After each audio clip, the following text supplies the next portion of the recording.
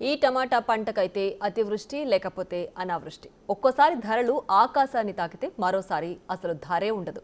ఓసారి కిలో టమాటా సెంచరీ కొడితే ఇంకోసారి రూపాయికి పడిపోతుంది.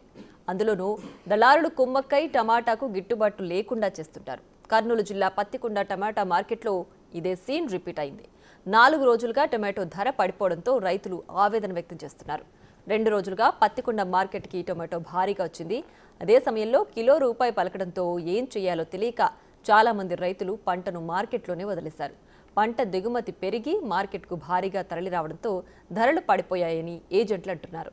దళారులు సిండికేట్ అయ్యి రేట్ లేకుండా చేస్తున్నారని రైతులు ఆగ్రహం వ్యక్తం చేస్తున్నారు.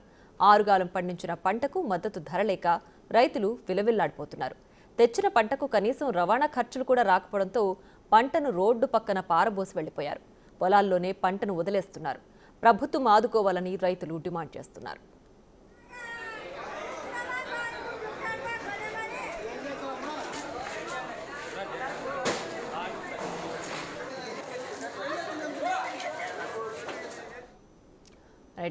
కర్నూలు జిల్లాలో టమాటా ధర అమాంతం పడిపోయింది. కేజీ ₹1 పలుకుతోంది. దీంతో రైతులు లబోదిబోమంటూ ఆవేదన వ్యక్తం చేస్తున్నారు.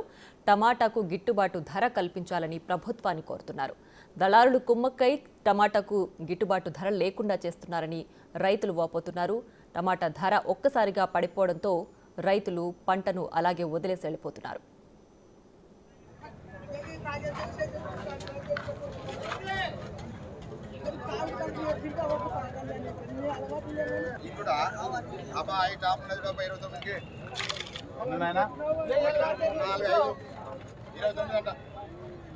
₹250 ₹300 10